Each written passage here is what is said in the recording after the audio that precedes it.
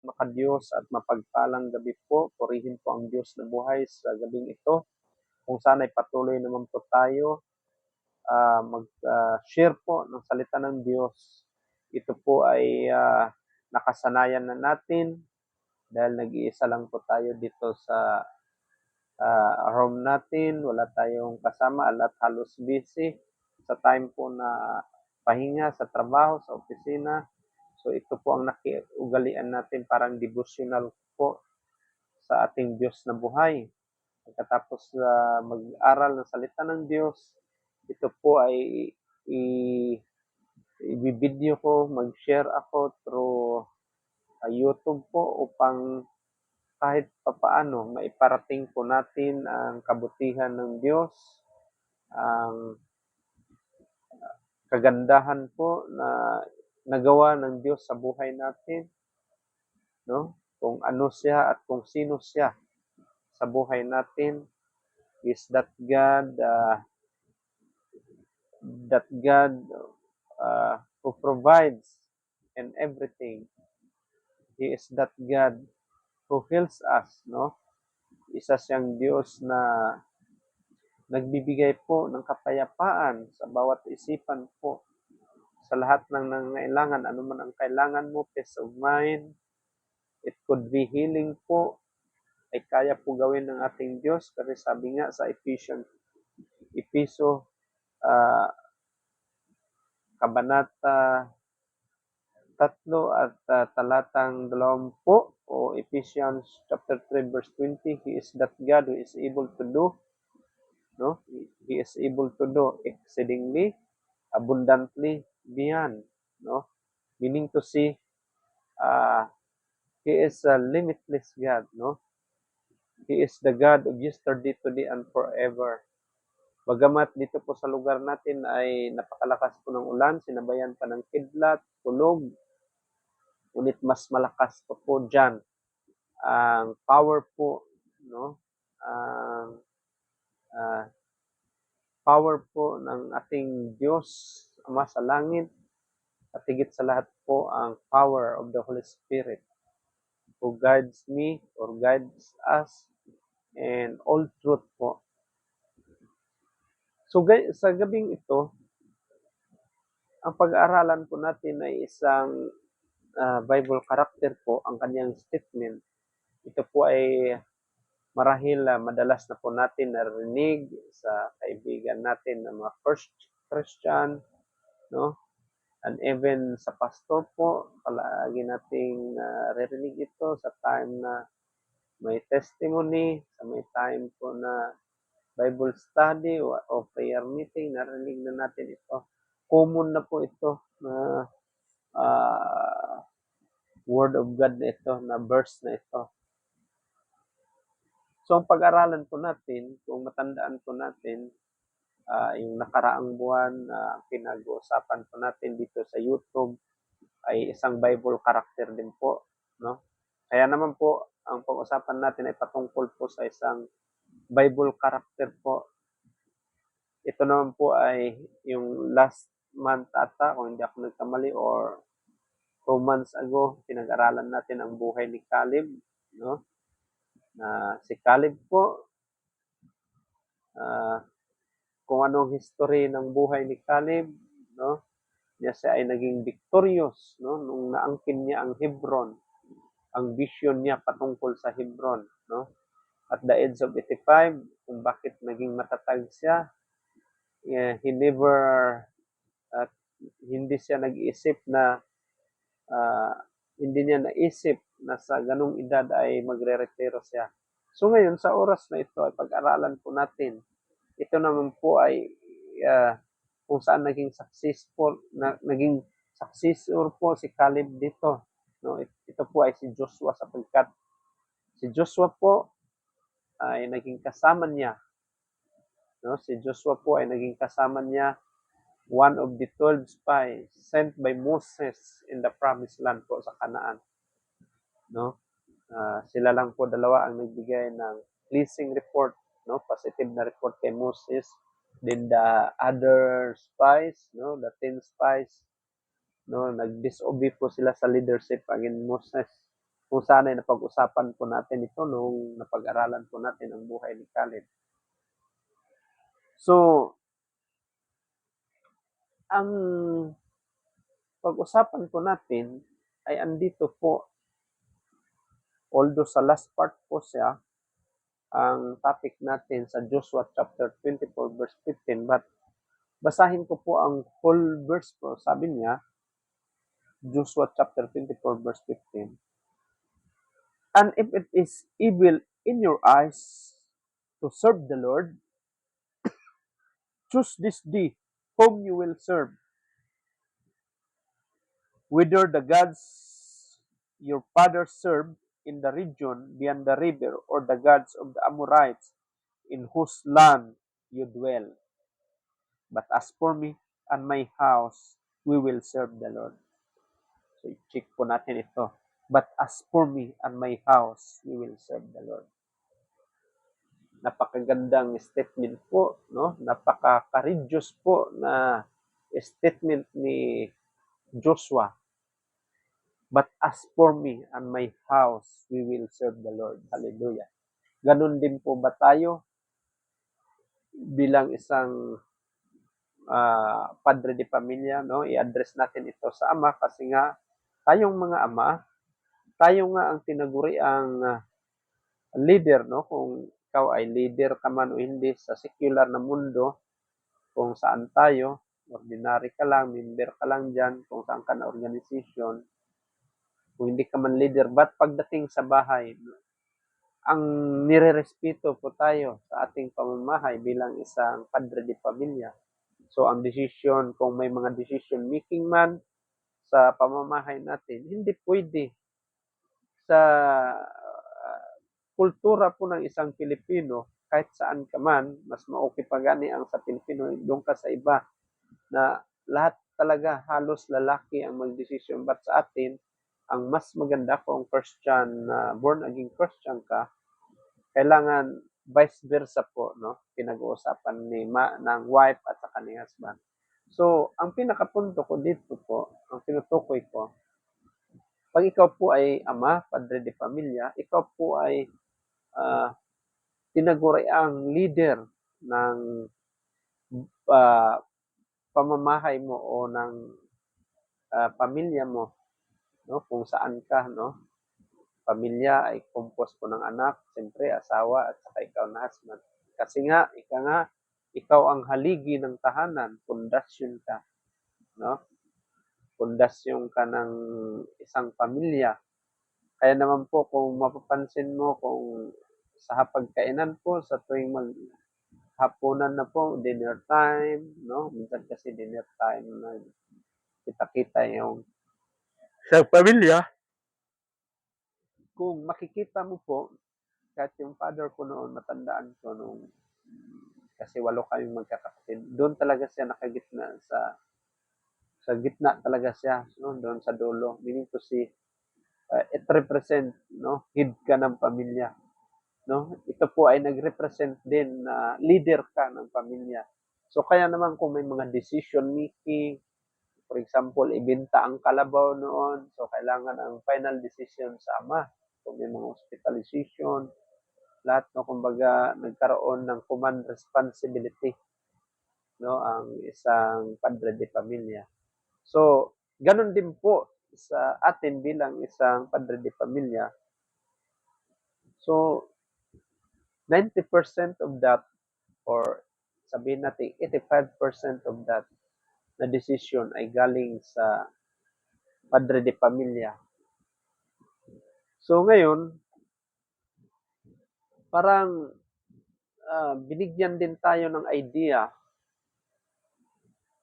Sabi niya, "But as for me and my house, we will serve the Lord." So, kung ibabalik natin ito sa ating mga sarili, ano o sino ka, ano ka sa harapan ng Diyos, ano ang panindigan mo sa harapan ng Diyos. So, kailangan pala magdesisyon po tayo, no? May sariling panindigan tayo. Hindi lamang panindigan sa paghahanap buhay o pag-provide natin sa ating mga pamilya, but pati pala sa espiritual na mga bagay, dapat may sariling desisyon ang isang ama, no? Ang isang parents. Kaya, for example, nabalo ka man, for example, mother na lang ang natitira o si wife, patay na ang pan. Kung ikaw ay ina ngayon, example natin sa isang ina, so kailangan magdesisyon mo kasi ikaw na ang tumatayong magulang o kaya leader sa isang pamilya. So kailangan mag-decide ka rin. Magkaroon ka ng sariling panindigan mo para sa kapakanan ng iyong pamilya, para sa kaligtasan, salvation of your children at saka sa henerasyon pa na darating. So dito mga kapatid, bago natin balikan mamaya, kunin muna natin ang background ni Caleb. Sinong nga ba si Caleb? No? Si Caleb po ay according to the book of Numbers, nabasa ko ito, siya po ay anak ni Nan o ni Nun, no? Ni Nan. He is a son of Nan, no? Kung matandaan po natin, isa siya sa mga na-train po, no? Na magiging isang godly successor. Meaning to say, naging successor po siya ni Moses that time nung si Moses ay tumanda na, siyempre nawala, darating talaga ang panahon na tatanda ang tao. So kailangan niya ng successor. At yun ay si Joshua. So ganun din po tayo kung tayo po ay leader ng sambahan kung saan na leader, darating talaga ang panahon na mapasa mo sa karapat-dapat ang paglilid kung ito ba ay household of faith o ito ba ay simbahan ng Diyos. Dapat may mapasahan ka na sa tingin mo ay totoong mananampalataya sa Diyos. So yun po mga kapatid. Sa history talaga, in the book of Joshua, Joshua succeeded Moses. Okay? At ito po ay galing sa tribo, no, ni Ephraim, na yung sa Israel, na anak ni Israel, no? Parang nagkaroon sila ng from Judah, si Caleb. So galing siya sa Ephraim na tribe. Kung saan po, kung basahin po natin ang book of Numbers, ang dati po niyang pangalan is Hosea. But narinim po siya, no? Ginawang Joshua, meaning Yahweh, no? Ibig po sabihin ay Yahweh. Pag sabihin naman po natin, Yahweh means salvation or God is deliverance. Kasi nga, naging assistant siya ni Moses, commanded, no? Kung saan ay siya ang nag-command sa lahat ng mga laban po, no? Kung saan po ay na-witness niya, no? Na-oversaw niya ang falling of Jericho po. Ano po ang nakaganda po kay Joshua? Tatlong bagay lang po ang nagustuhan ko kay Joshua. Una po, ay ang pagka-collapse po ng walls, no? Ang pader po ng Jericho. Na-record po ito sa Joshua chapter 6 verse 20. Kung saan po ang pag-collapse po ng Jericho ay nag-signify po ng power ng Panginoon o kaya yung kapangyarihan ng Panginoon, kung saan po ay kayang, no, na kayang sirain ng Diyos kung ano man po ang naging hadlang between God and people po, between God at saka sa atin po ng mga tao. Pangalawa po, nakikita po natin, matatandaan po natin sa history, no, sa Joshua chapter, I think in chapter 10 verse 13 and 14, na i-record po doon, no, na ang araw po ay naghinto nung si Joshua po ay nanalangin na ipahinto po ang araw, no, sa kalagitnaan po ng mainit na panahon. Ng buong araw talaga sila yung hindi nag-init, no? parang naglandong siya kung sa Bisaya pa. So doon po natin makikita that God, no, isang testimony po ito, isang powerful po na testimony that God was able to suspend the law of nature in order for God's people to gain advantage in warfare. So, yun po ang history ng buhay niya. Pangatlo po,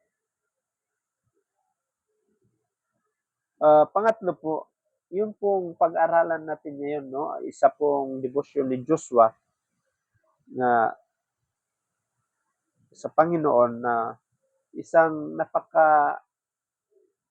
lakas po na statement, isang napaka-powerful po na declaration po. Sabi niya, bago siya namatay, na as for me and my house will serve the Lord, no? Ito nga sa Joshua chapter 24 verse 15. Kung saan po ang isang declaration po ni Joshua, ito po ay inspiration po natin lahat, no? Sa kapanahonan dito. Kung saan ito po ay isa sa mga panalangin ko po, na isa sa mga devotion po na ang Diyos po, no, ay magiging testimony po sa aking mga anak at sa mga anak pa nila, no, sa mga henerasyon pa, no, kung gaano po ako katapat sa Diyos, kung gaano po ako sumunod sa Panginoon, although hindi man natin ma-perfect lahat, but nandun po ang desire natin, no. Gusto ko po darating yan at makunik po sa kapu-apuhan ko. Kaya naman po, every time na makauwi ako, every day, so kailangan may devotional po na gagawin. Every time makauwi ako kasama kong pamilya ko. Instead na punta tayo sa mga kaibigan natin, kung gaya noon na wala pa tayo kay Kristo, painom-inom, kung saan. So, hindi ko na po yung ginagawa. Dapat kasama ko sila at sa kasambahan po. So, mga kapatid, balik po tayo sa Joshua chapter 24 verse 15, no? Sabi niya sa last part, doon tayo. But as for me and my house, we will serve the Lord. Hallelujah. Kung dito po mga kapatid, may nabanggit po si Joshua sa first part niya, nung sa Joshua chapter 25 verse 15, sabi niya, dito sa ASB, English Standard Version po ito, sabi niya dito, choose this day whom you will serve. Sabi niya. Kailangan mamili kayo bago pa siya nagsabi na, but as for me and my house, we will serve the Lord. Choose this day whom you will serve. Kailangan piliin mo na sa araw na ito kung sino ka talaga. Kung sino ang sambahin mo. Kung sino ang serbisyuhan mo. Kung sino ang sambahin mo sa buhay mo. Kaya naman po sa Psalm 95, verse 7, the last part, sabi niya, sa verse 1 naman, sabi niya, come, let us. So, may invitation doon sa Psalm 95. Then sa Psalm 95 verse 7, sabi niya, today, if you hear His voice. So, meaning to say, may invitation ang Diyos sa atin. It depends upon you, upon me, upon us. Kung paano mo ito, kung paano ka nag-react nito. Kasi sabi niya, today, if you hear His voice, meaning to say, mga kapatid, hindi bukas, hindi mamaya na, but ngayon. Ngayon na narinig mo, ngayon po ang salvation. Kaya, nabanggit niya ito. Sabi niya, choose this day whom you will serve. Ngayon ka mamili. No? Ngayon mo gawin. Ngayon ka magdesisyon, hindi na bukas. Huwag mo na ipagpabukas. Baka bukas, abutan ka na ng kamatayan. Baka bukas mag-rapture na. Pabalik na ang Diyos. So ngayon, a matter of seconds po mga kapatid. Dapat doon pala pagdating sa spiritual, pagdating sa Panginoon. Hindi pwede ipagpaliban. So, mag-decide ka na ngayon. Kaya si Joshua nasabi niya, "But as for me and my house, we will serve the Lord." Hallelujah. Purihin po ang Diyos na buhay. So dito, sa first part ng verse na ito, sa Joshua chapter 24, verse 15, talagang nag-remind siya sa mga tao na mayroon kang desisyon. Mayroon kang, kumbaga, sentido komon. Mayroon kang sense ba? Common sense o basta lahat ng nakikita mo, lahat ng naririnig mo, lahat ng hawakan mo, no? Lahat ng natikman mo, and sumatotal sa kabuuan may senses ka. Alam mo kung ano yung nasa paligid mo. Alam mo kung anong yung nakikita mo. Alam mo kung anong nangyayari sa iyo at alam mo kung anong meron ka sa sitwasyon niyan. Kasi dalawa lang daw ang pwede serbisyohan ng tao, no? Either false God or the true God. Kasi delikado dito sa mundo. Ganun ang tao. Dahil sa paghanap ng salapi, dahil sa busy, false God na. Hindi niya alam false God na pala ang sinasamba niya. Hindi na yung true God, no? Kasi nakatingin siya sa senses niya kung anong nakikita niya kasi andun yung pangangailangan niya. So dito po, he boldly declared po na kung kahit ano man po ang piliin ng iba dyan, no? Naging matigas, hindi man siya matigas, naging talagang powerful, no? Ang statement niya, talagang na-sustain niya, no? Na kahit, sabi niya, kahit ano man ang piliin dyan, hindi ko kayo gayahin. Basta ako, sabi niya, we will serve the Lord, no? Kaya naman, sa ating kapanahunan po, mga kapatid, ito po ay, itong verse na po ito ay isang powerful reminders po sa atin,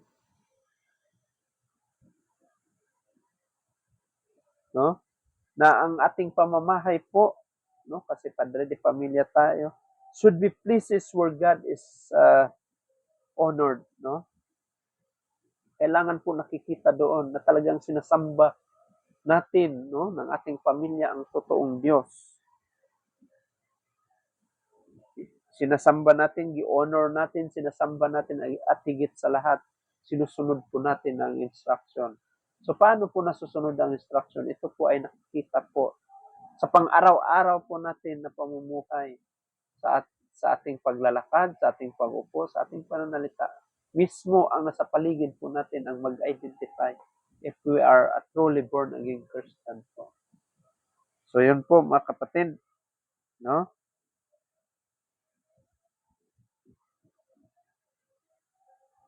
Meaning to say, ang ginamin po dito ni Joshua is putting God first, no? Kung paano po natin tinitreat po ang ating Panginoon, kung paano po tayo nagde-decide or nagbigay ng desisyon, kung paano po natin ginamit ang ating mga oras. Ito ba ay nakalaan sa Diyos? Sa lahat ba ng panahon ay prioritize natin, no, ang Diyos na buhay? So, doon po, makikita po doon mga kapatid. So, dapat tanungin natin ang ating mga sarili, no? Kung ikaw ay nasa, for example, sa family, mas maganda kasi sa family talaga tayo mag-umpisa sa sarili natin at saka sa family. Bago tayo pupunta, dadako sa iba. So, family talaga ang pundasyon na importante. So, dapat alamin natin o atin ipaalam sa ating pamilya, sa ating mga mahal sa buhay, ano bang ibig sabihin, no? Ang pag-serve sa Lord, sa Panginoon, no? As a family. So, dapat i-share mo yan sa mga anak mo, asawa mo. So, ikaw mismo ang mag-identify, mag-interpret na ganito dapat ang pag-serve natin sa Panginoon. Dapat kasama tayo magsamba, mag-pray, devotional tayo, kung ano man, magtulong tayo sa nakapaligid sa atin.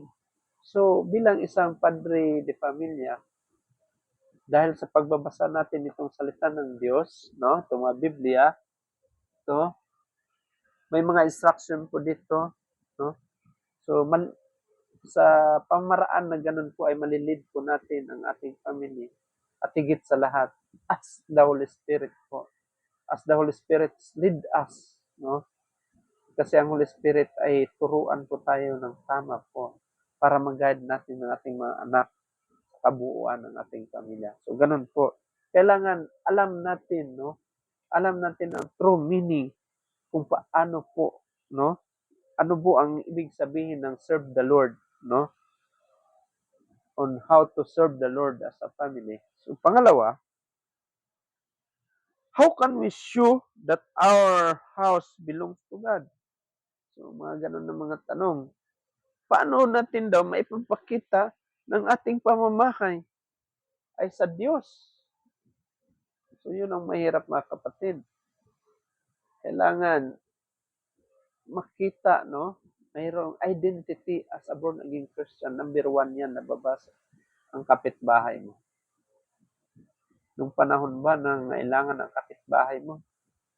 Nawala sila bigas?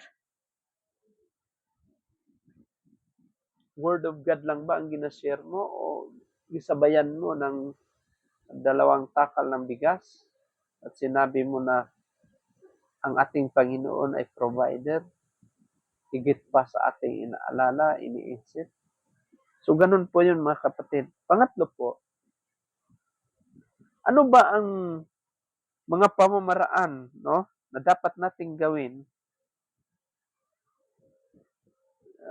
na magiging una ang Diyos sa atin, no, sa pang-araw-araw natin.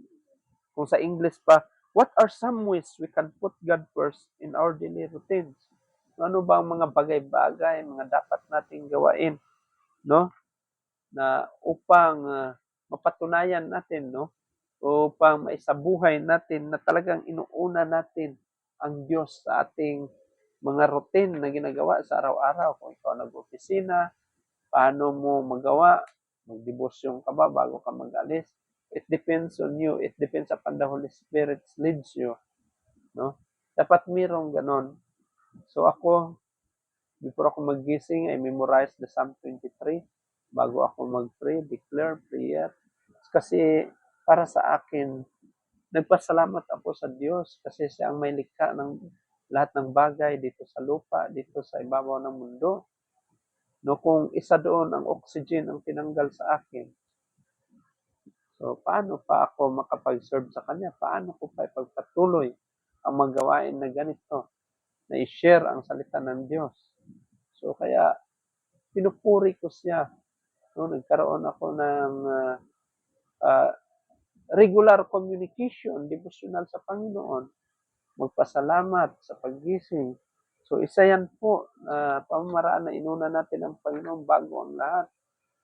So yun po, depende po sa iyo, depende po sa atin kung ano ang pamamaraan natin. Pero ang pinaka-importante dyan, kadalasan dapat seeking God through prayers po.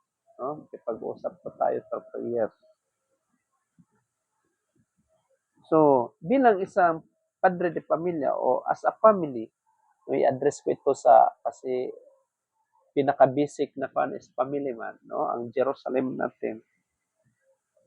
So, address sa pamilya. As a family, kailangan mayroon po tayong gawain, no? Kung ikaw ay araw-araw man, kahit wala ka, o may mga tawag to, may mga kung naman social media, may mga communication na makagawa kayo. For example, mag-video call ka, mag-BTC kayo, no? May regular kayong gawain kahit malayo ka. Mas lalo pa yung araw-araw na nakauwi ang mga magulang sa anak, no? No? Na magawa niyo that we can do together to serve God. Nakasama natin ang pamilya. Hindi pwede po. Kasi nga, yung panahon ni Lot, ang kaligtasan, Although tayo individual, no, ang makaligtas sa ating sarili kung tayo ay sumunod sa Diyos, but kung bigyan mo, kung basahin mo talaga, no, bigyan mo ng emphasis, kung titingnan po natin sa panahon ni Abraham, ni Lot, ni Noah, rather, hindi ba pamilya po ang niligtas niya? At saka sa panahon po ni Lot, hindi ba pamilya? Kailang si Pilar, no? Si Pillar of Salt, sabi nila. Lumingon siya, siya lang ang nadali sa buong pamilya kasi nga lumingon siya. No? Hindi siya nag-ubi sa Panginoon na gisamba po ni sinamba po ni Lot. So, pamilya po. So, kailangan i-address po natin sa ating pamilya, mga kapatid, na paano natin magawa na kasama mo ang pamilya mo. So, kasi, siyempre, kung ikaw born again Christian, ang desire po natin na buong pamilya maligtas. So, dapat may gawain po. Dapat. Hindi pala pwede na sulusuluhin lang natin. Dapat involved sila ang ating family.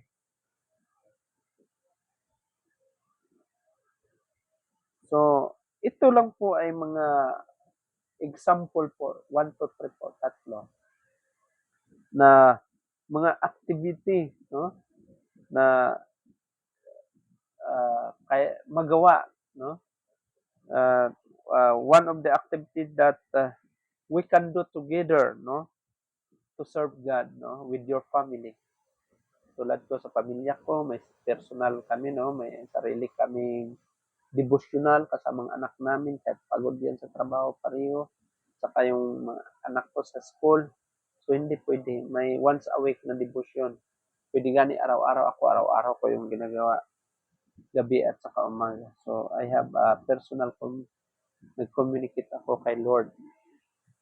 So, ito po ay mga bahagi lamang. Mas maganda kung may as the Holy Spirit leads you na madagdagan mas maganda. Pero ito ay mga example ko lang, no, na sa tingin ko ay isa, no, itong mga tatlo ito na yun ang pinaka-common talaga na dapat gawin natin, no, kumbaga essential po. Number 1, pray together before meals and bedtime. So, bago magkain, so kahit nga yung pagkain dapat sabay-sabay, no, kasi doon na pag-uusapan ang lahat ng mga bagay-bagay, no, nagkaroon ng communication po para po sabay-sabay din na magdasal kayo. So, dapat pala kailangan sabay sa pagkain para sabay din magdasal. Then, unbed time po, bago matulog, hindi pwede nga, dahil pagod ka, tulog ka na, ihilik ka na. So, hindi pwede yun. Dapat may uh, prayer muna bago matulog. Magdasal muna, pasalamat sa Diyos sa lahat ng biyaya, no? And for preserving our lives also, the family. So, kailangan yun mga kapatid. Bali, pangalawa yun, no? Ay, number 1 po yun. Pray together before meals, no? That family pray together before meals and bedtime. Ika nga sabi nila, nung kasabihan noon sa secular na mundo, sabi niya, that families pray together is stay together, sabi niya. Nababasa ko yun sa mga kalendar. Totoo naman talaga na kailangan talaga mas maganda kasi andun yung unity, no, ma-open ang bawat isa. Pangalawa, help neighbor in need.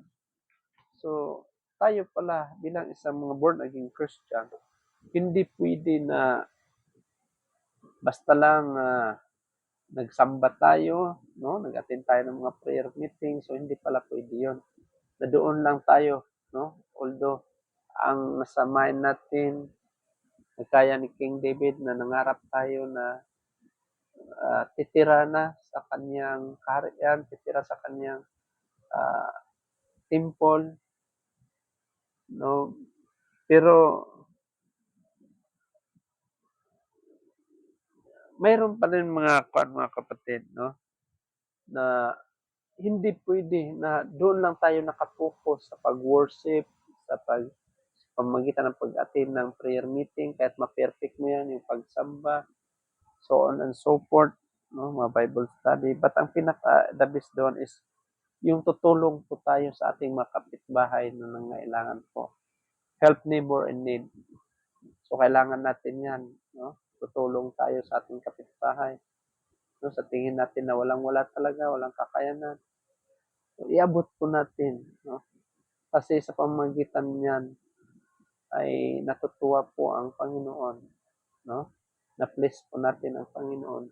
Hindi ibig sabihin magbigay ka dahil may ibabalik ka. Hindi na tayo mag-isip ng gano'n. Makapitbahay natin sa pamamagitan niya, nakikita nila si Kristo na dapat pala ganito, ganyan talaga. So, makita, naging testimony tayo ngayon. So, isa sa so, pati ang mga anak natin, isama natin. Ito yung magtulong. Kaya nga, pag may mga feeding program, may mga gift giving, sinama ko talaga ang buong pamilya ko para makita ng anak ko na ito ang dapat sa buhay mo, na ito dapat ang gawin mo hanggang sa panahon na kayo na ang andyan, no? Tutatanda tayo pag magkaroon ng sariling pamilya na yan pala ang dapat gawin. So, pangatlo, kailangan magbasa po tayo ng salita ng Diyos, no? Kahit ma-short man ito, matagal, basta importante may nakabasa po tayo ng mga Bible passage po, no? Before gabi, tulad nito, bago ako matulog, nagkaroon ako ng personal devotion sa Diyos, kung saan ay gibidyo ko pa ang sarili ko. So, isa pala sa mga pamamaraan natin na magbasa talaga ng salita ng Diyos, no? Kasi pagkain natin yan, binubusog ang spiritual natin. Hindi pwede na hindi natin busugin ang spiritual na mga bagay po, mga kapatid. Tulad lang po yung regular natin na pagbabasa po ng salita ng Diyos.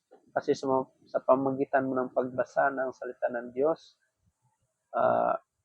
bago natin nalalaman, no? At nalalaman natin ng katotohanan, magiging malaya na po tayo sa lahat ng mga bagay-bagay. It will set us free po, mga kapatid. So, yun po ang about sa life po ni Joshua. Sana po sa kanyang deklarasyon, sana po ay naging inspiration po ito sa buhay natin. Na sabi niya, but as for me and my house will serve the Lord. No? Wala siyang kimi-kimi, but directly naging matatag siya, naging totohanan siya sa pag-serve kay Lord God, kasi niwala siya pag nag-obey ka sa Diyos, gaya ni Caleb, healthy ka at naging matatag po. So yun po, mga kapatid, naway ang salita ng Diyos. Ito po ay nakapagbigay ng inspirasyon po sa bawat isa, lalong-lalo na po sa Bible character na si Joshua po, isa sa mga tapat po na successor ni Moses. Naging matapat po siya sa harapan ng Diyos. So, maraming salamat po. Sana'y ang pagpalain po tayo lahat, no? Ang salita ng Diyos ay maparating po sa lahat ng mga kakilala po natin, upang sila po ay maintindihan po kung paano nga ba, no? Gaya ni ni Joshua, kung paano siya naging matatag, no? Maging matapang na magsabi na, but as for me and my house will serve the Lord. We will serve the Lord. Hallelujah. Purihin po ang Diyos na buhay.